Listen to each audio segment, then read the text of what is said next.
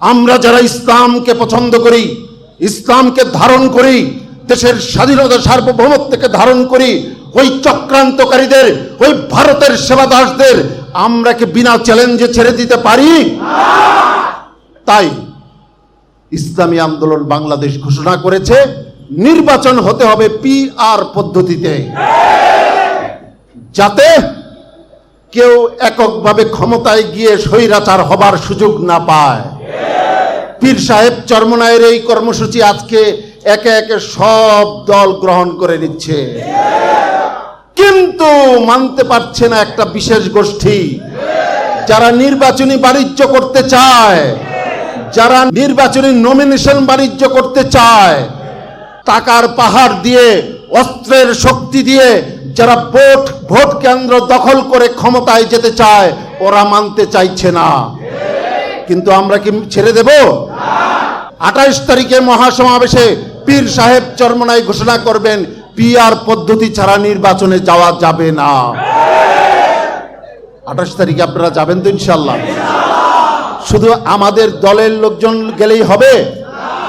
এখন আমাদের সামনে কেন্দ্রীয় সাংগঠনিক সম্পাদক জনাব শাহ ইফতিখার তারিক ভাই আপনাদের সামনে সংক্ষেপে কথা বলবেন ইনশাআল্লাহ। দেশে যুদ্ধ লেগেছে, সে জানতে চাইলো যুদ্ধ কিসের।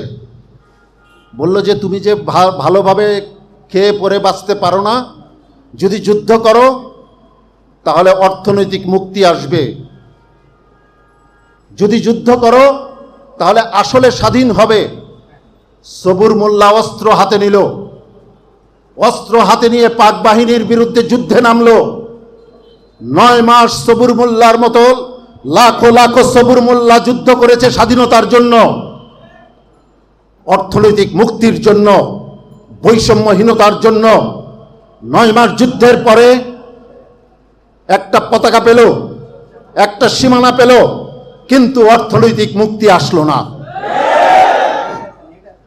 সবুর মোল্লাদের টাকা লুট করে খেলো যারা ক্ষমতায় গেল, তারা। দেশের স্বাধীনতা বিপন্ন হলো ভারতের হাতে। এইভাবে স্বাধীনতার পর একটার পর একটা দল ক্ষমতায় আসলো, আর তারা এক একটা স্বৈরাচার হয়ে উঠল। সর্বশেষ যে সরকার ছিল সে স্বৈরাচারের তকমা কাটিয়ে সে ফ্যাসিস্ট হয়ে উঠল, নির্বিচারে মানুষকে খুন করলো। সেই ফ্যাসিস্টের বিরুদ্ধে সংগ্রাম করলাম, নতুন আরেকটা স্বাধীনতা আসলো। কথা ঠিক না বেঠে? এখন সেই স্বাধীনতা থাকবে কি থাকবে না সেই প্রশ্ন এসেছে। কারণ এক ফ্যাসিস্ট গেছে, নতুন ফ্যাসিস্ট আসার স্বপ্ন দেখছে।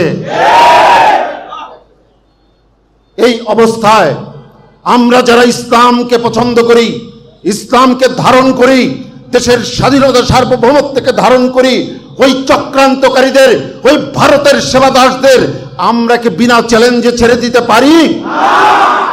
তাই ইসলামী আন্দোলন বাংলাদেশ ঘোষণা করেছে নির্বাচন হতে হবে পিআর পদ্ধতিতে, যাতে কেউ এককভাবে ক্ষমতায় গিয়ে স্বৈরাচার হবার সুযোগ না পায়।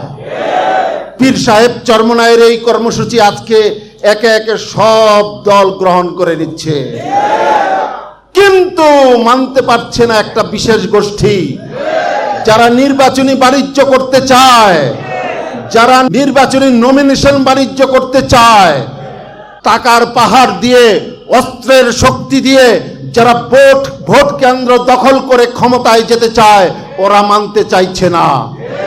কিন্তু আমরা কি ছেড়ে দেব? 28 তারিখে মহাসমাবেশে পীর সাহেব চরমনাই ঘোষণা করবেন পিআর পদ্ধতি ছাড়া নির্বাচনে যাওয়া যাবে না। 28 তারিখে আপনারা যাবেন তো ইনশাআল্লাহ? শুধু আমাদের দলের লোকজন গেলেই হবে? আশেপাশের লোকজনকে নিয়ে 28 তারিখের মহাসমাবেশে শরীক হতে হবে।